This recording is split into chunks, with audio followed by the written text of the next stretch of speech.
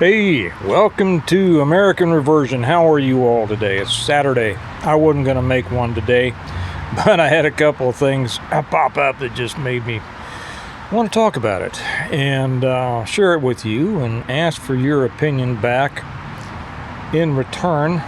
I was just going to sit down and enjoy. I've worked hard all week, and I've already worked hard today out in the hot sun. So I was going to sit down and relax and enjoy this. I drink PBR. I drink several beers, as you know. Most of you who have been with me over on Integrative Preparedness know that I love Buffalo Sweat Stout made down in Wichita. And I like, my favorite beer is my favorite Irish stout is Murphy's, but it's not made in the United States, obviously. My favorite beer is Schlitz. And then if I can't get it, then Lone Star and PBR, and I like it because as far as I know, it's still made in America. I was made in America. I like things that are made in America. I bet some of you do too. I was out at my daughter's soccer game. Before I get into that, I just came across, I read a few unsettling headlines. I didn't read the articles because the headlines were the first isn't unsettling, it's surprising. The first was that CNN apparently fact-checked the White House when they said that there wasn't any vaccine available when they came into office. What we see here is CNN trying to backpedal and distance themselves from the greatest failure of a presidency in history. But there's plenty who are always going to remember what CNN really is. They can't backpedal fast enough to get away from this. So anyway, that was interesting. The FDA commissioner says that misinformation is the greatest killer. Yes, I agree, and I think you do too. I agree, but I didn't read the article. Maybe I will later, I don't know. But we're probably talking about different misinformation than he is. He's probably naming information, real information, misinformation. And then the one that I almost wish that I hadn't read, it's like one of those things that you can't unsee. That female deputy that helped Casey White escape down there, the Lovebirds in Alabama. You saw her, right? You saw her on videotape and you saw her face shot. The headline says, before she helped him break out, she visited a sex toy store. Okay. So I just thought I'd share that with you all so you all could cringe along with me. Okay. And brought some lingerie, apparently. Oh my gosh.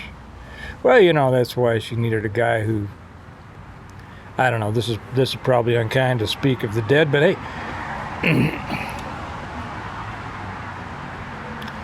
Whatever.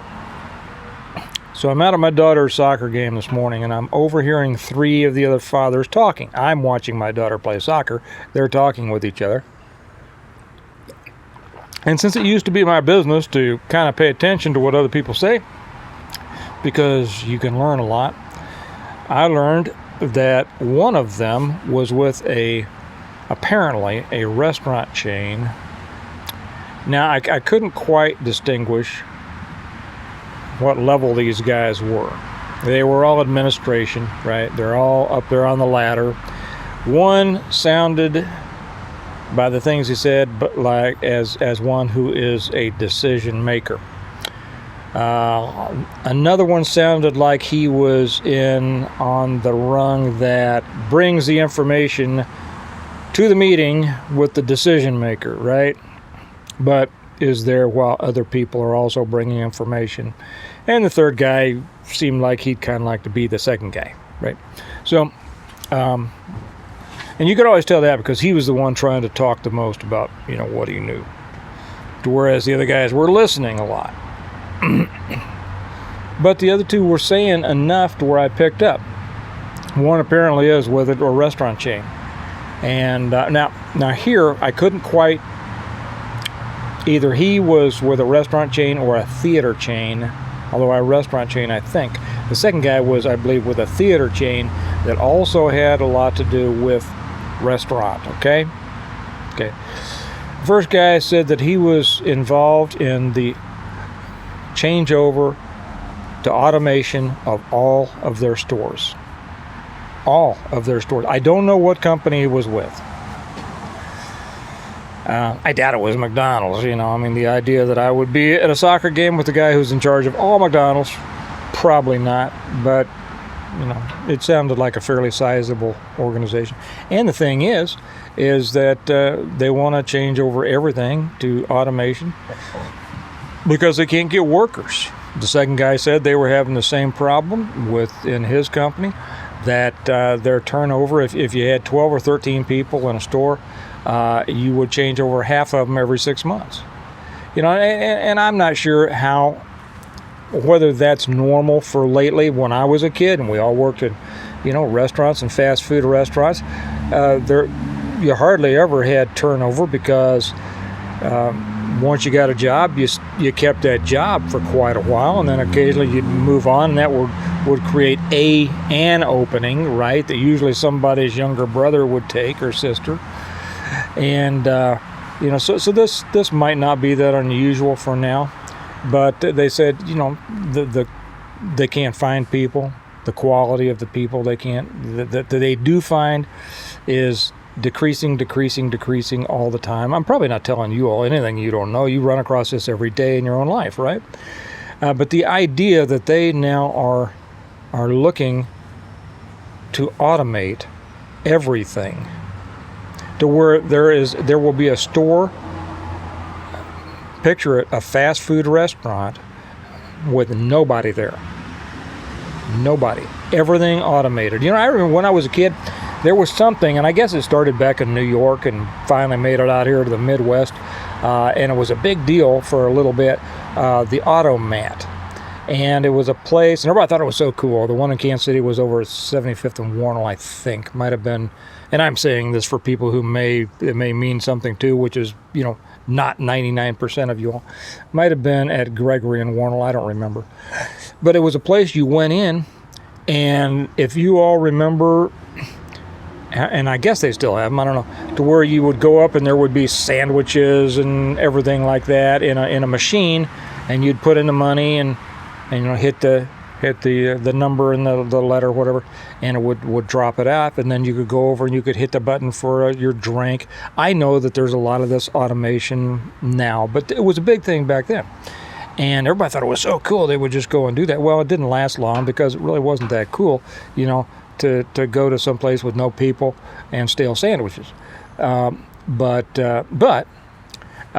you know, automation has finally gotten to the point that when you are given the choice between dealing with rude, incompetent, or often absent people and a robot, you know, or a robotic system that you know, will take your order, take your debit card, say hello, have a nice day. I know this is getting too close to the, you know, personal bot thing, right? Hello. And get your order perfect and not have to go back and say, I'm sorry, I ordered this one without ketchup, you know, and then for them to go and throw it over to the side and bring you another one with who knows what in it to replace the ketchup that they didn't put on this one, right? Hey, given that choice, right? So I could understand that. I'll tell you what surprised me next. And just because I can understand it doesn't mean it's not a shame.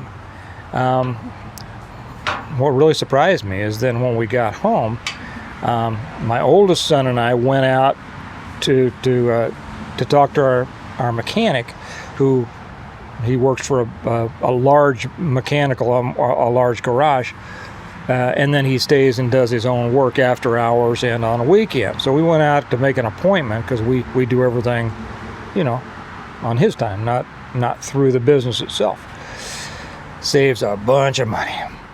Of course, I did find out I probably need a new transmission on my Yukon, so that's going to be fun. It's always fun to spend thousands of dollars on your vehicle. But anyway, it wasn't for mine. It was for my son's. We went out to touch base, make an appointment. I needed to take in my Denali for a couple of things anyway, and I found out that there's this. It's big. Well, I mean, big. That's relative. But I don't know, 16, 20 bay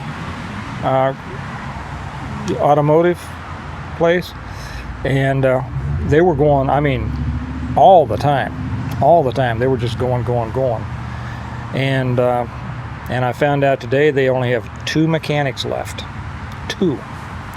I said, you got to be kidding. What's going on? Well, I don't know. Nobody wants to work. He says even the Ford dealer across the street, they can't find mechanics. We talk about America, the enemy within, why America is failing, why it's going down into the ditch. We've known for a long time that people have just gotten, flat ass lazy. Not everybody. My oldest son, as I think I've told you before, he goes to school, he works all the time, he replaced his own, he's 15 years old.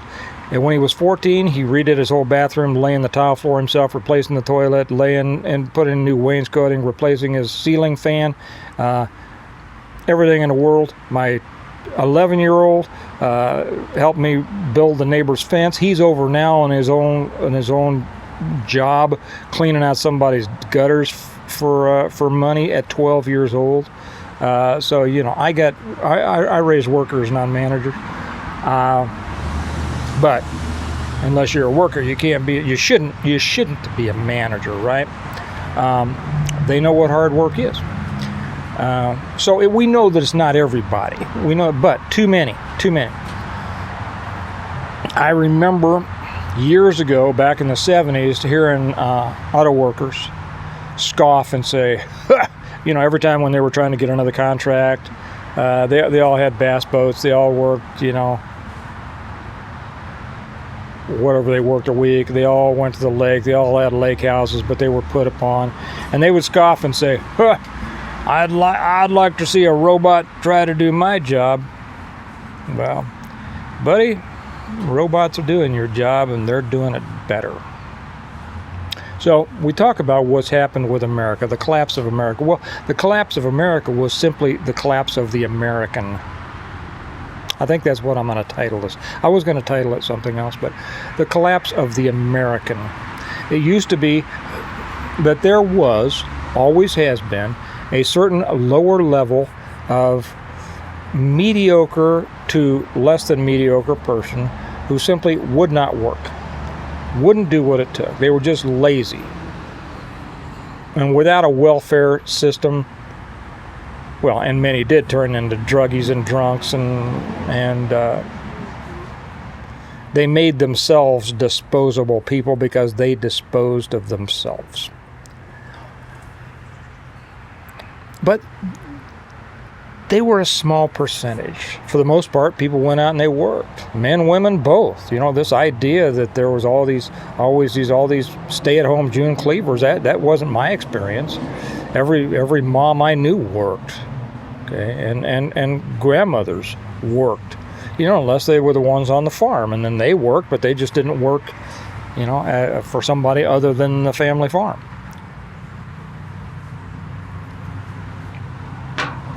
But things changed.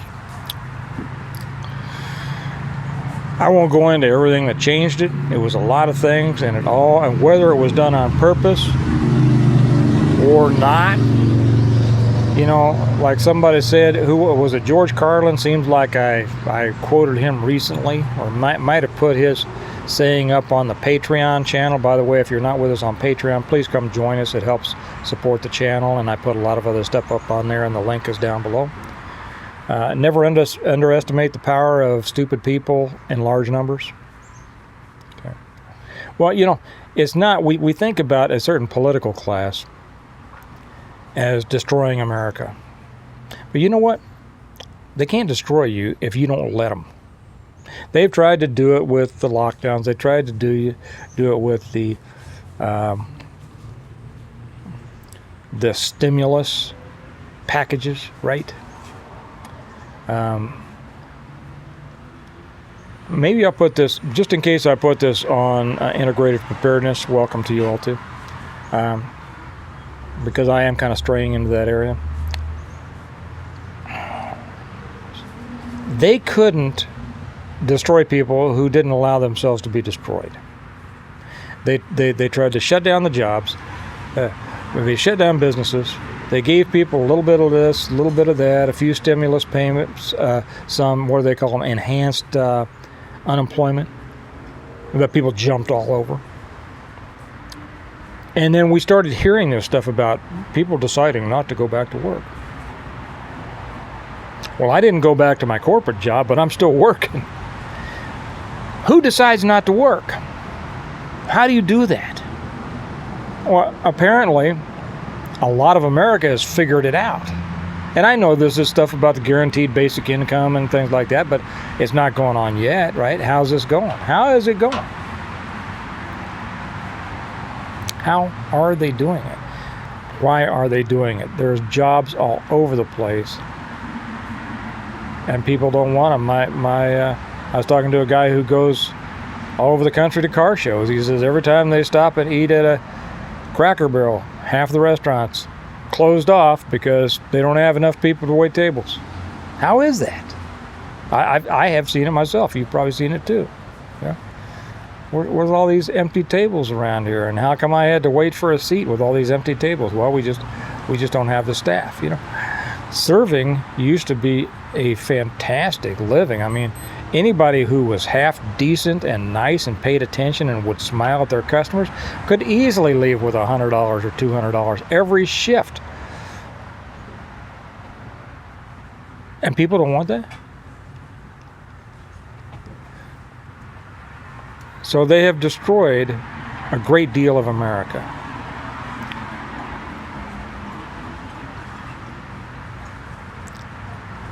But they did it by destroying Americans.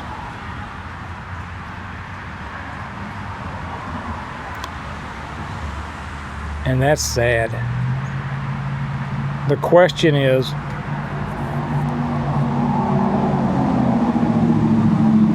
what are the rest of the Americans going to do? What are we going to do? Bad times, hard times create many opportunities. Many opportunities. Like I've said before,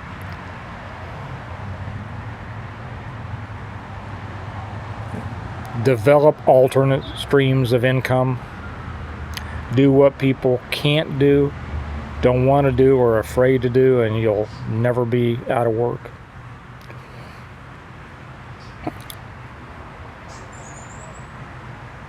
I think that's all I want. I know I could go on for a long time on this, but I wanted to share that with you because as much as anything, I'd like to know what you think about this and what you are going to do.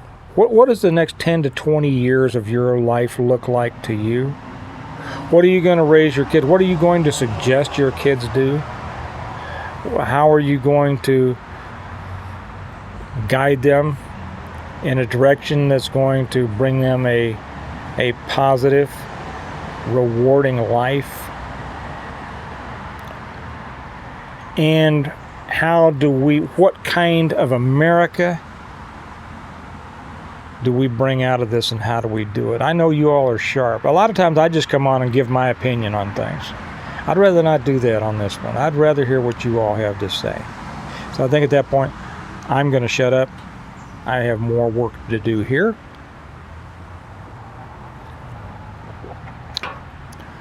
Had somebody say when I mentioned the other day that I apparently swallow loudly,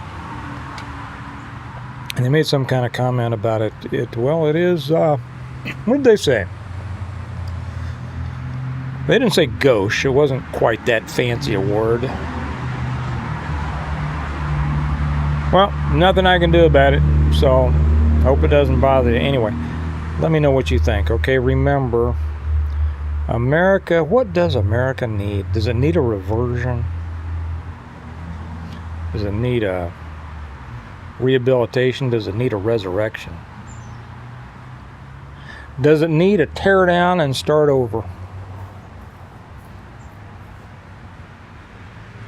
Let me know what you think. Let everybody know what you think. I'm going to be real interested to hear. You all have a great day. I will be back tomorrow or Monday. Have a good weekend. Bye-bye.